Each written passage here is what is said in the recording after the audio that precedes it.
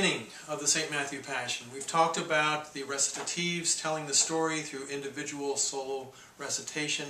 We've talked about the arias, which respond from the individual's point of view to the events that have happened, and the chorales, which happen throughout, representing the voice of the people and the congregation responding to the Passion story. But Bach, in writing the St. Matthew Passion, as opposed to his earlier Passions, wanted to set it up as a monumental work and to provide a framework for all these individual scenes and reflections to give an overall point of view and overall vision for the work. This one starts as though we're right in the middle of it, right in the middle of a crowd of people trying to make sense out of what's going on. We have the bass line pulsating away in the cellos and basses and continuo.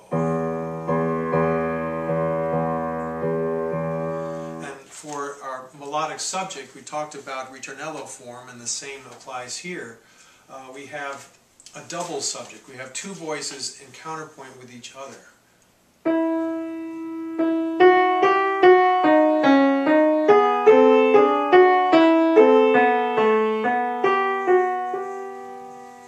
Conversation with each other, again almost as though they're trying to make sense out of it. We're in the key of E minor, which was symbolic to some theoreticians and composers of the time, possibly Bach, as being a key of lamentation. We talked about how the Passion Chorale ends in the key of E major, or on the chord of E major in both the first and the last occurrence. The rhythmic style is that of a pastorale, or the Italian Siciliano dance, which is one that has a certain ease and a pastoral style, meaning associated with the shepherds and the field, the ongoing sense of circular nature of time.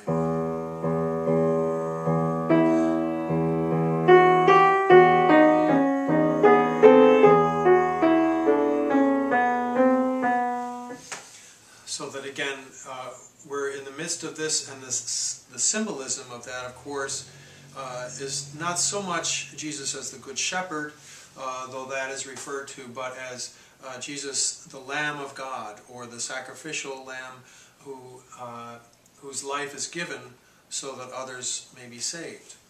And so that's the pastoral framework. The first line of the text is simply, "Kommt ihr Töchter, come ye daughters, helft mir klagen, help me to lament." And here is where Bach is setting up the image of the daughter of Zion, the allegory from the story of the bride and the bridegroom in the Song of Songs, representing Christ as the bride and the people of God as, Christ as the bridegroom and the people of God as the bride of Christ. And here the double chorus, as it represents a dialogue between the daughter of Zion, the allegorical daughter of Zion, and the people. The daughter of Zion is represented by the entire chorus 1, and the people are represented by chorus 2. And each of them has their own organist and own accompaniment, though many times, such as the beginning, they're singing together. In the ritornello form, as you recall, there are 3 sections. The opening idea, which is the two-voice that we played. Then in the middle there are sequences, and the sequences in this case are used when the chorus comes in to sing the ritornello as a way of extending the word for lamentation, or klagen. The first one.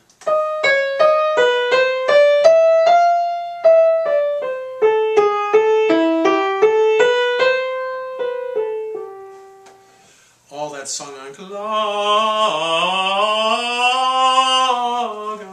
on the word for mourning.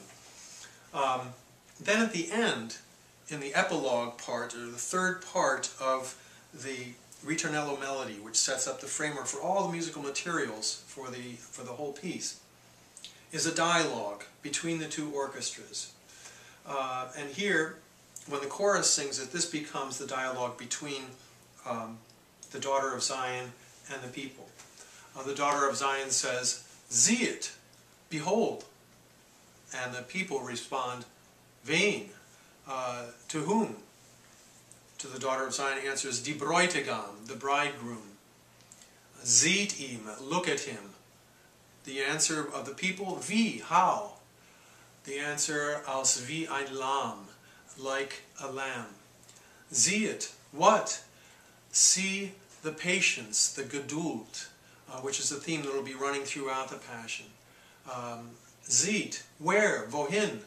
Auf unsere Schuld, right therewith in the presence of our guilt and our sinfulness. Sehet ihn aus Lieb und Huld. Behold him out of love and Huld or graciousness. Hold zum Kreuze selber tragen, himself carrying the wood of the cross.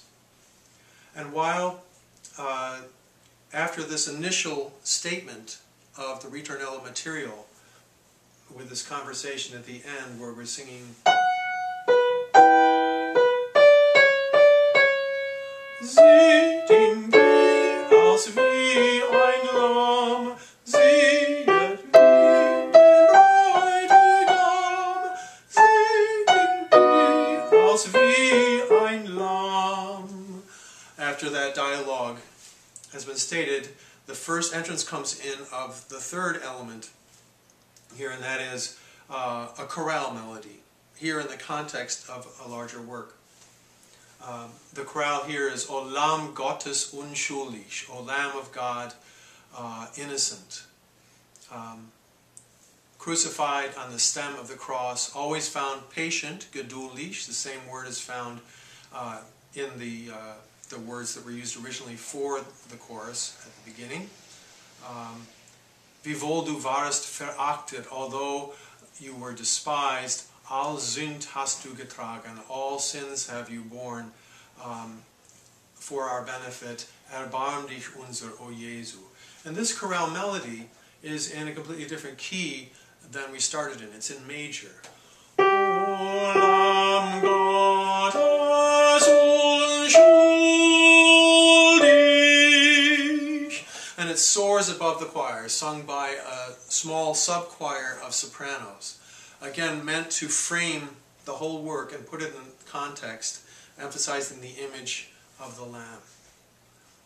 With the music going on underneath and all of it coming together, again, there's a sense of important things are about to happen, of people gathering together, of dialogue, of wanting to pay attention, and in the midst of all of this grandness and opening and expansiveness, a sense of tenderness that ties into the metaphor, the allegory of the Song of Songs and the bride and the bridegroom coming together, as do the two voices at the beginning of the subject of the ritornello.